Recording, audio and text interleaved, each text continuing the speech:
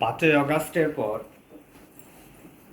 আমাদের গ্রামের কিছু ছেলে উদ্যোগ নেয় যে তাদের স্কুলকে ঘিরে কিছু কাজ করবে, নিজেদের মধ্যে একটা স্বাধীন স্বাধীন ফিলিংস থেকে উদ্যোগ নেয় স্কুল নিয়ে কাজ করবে। সংস্কার, বৈষম্য, এসব একটা অবস্থা থেকে উঠে এসে ভিতর থেকে একটা ইচ্ছে আসে স্কুল নিয়ে কাজ করবে। অ্যাকচুয়ালি এই স্কুল নিয়ে কাজ করা শুরু হয়েছে আমাদের 2018 সালের পর থেকে।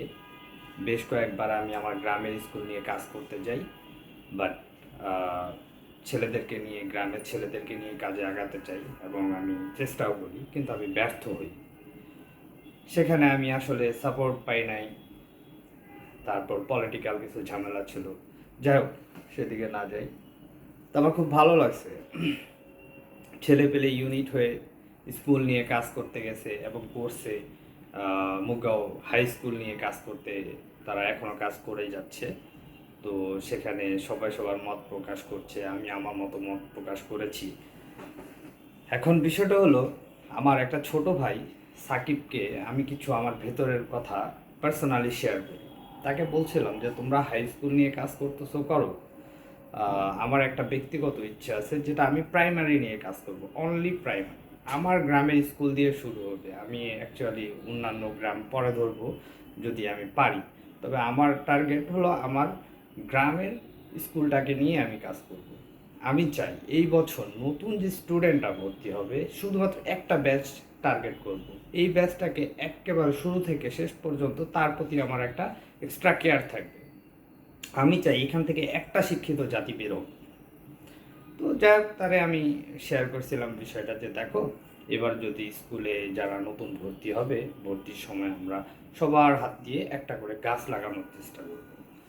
সবার হাত থেকে একটা গাছ লাগাবো, আর সেই গাছ সম্পর্কে সে বিস্তারিত জানবে। ডে বাই ডে সে বড় হবে এবং গাছ সহকারে বড় হবে। গাছটার প্রতি তার একটা মায়া থাকবে, ভালোবাসা থাকবে, ফিউচার থাকবে। এবং সেই গাছকে ঘিরেই আমি চাচ্ছিলাম তাদের যে গার্ডিয়ানগুলো আছে তারা সেই গাছকে কেয়ার নিবে, কারণ তার বাচ্চার গাছ।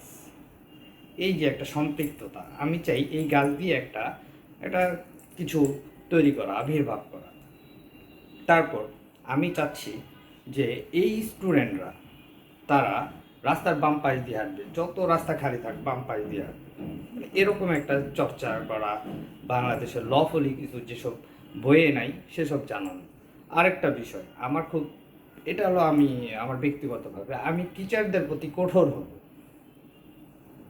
একজন বাসিন্দা হিসেবে স্কুল কমিটির আমি কে হই না হই সেটা পরে, কমিটি নিয়ে কাজ করব।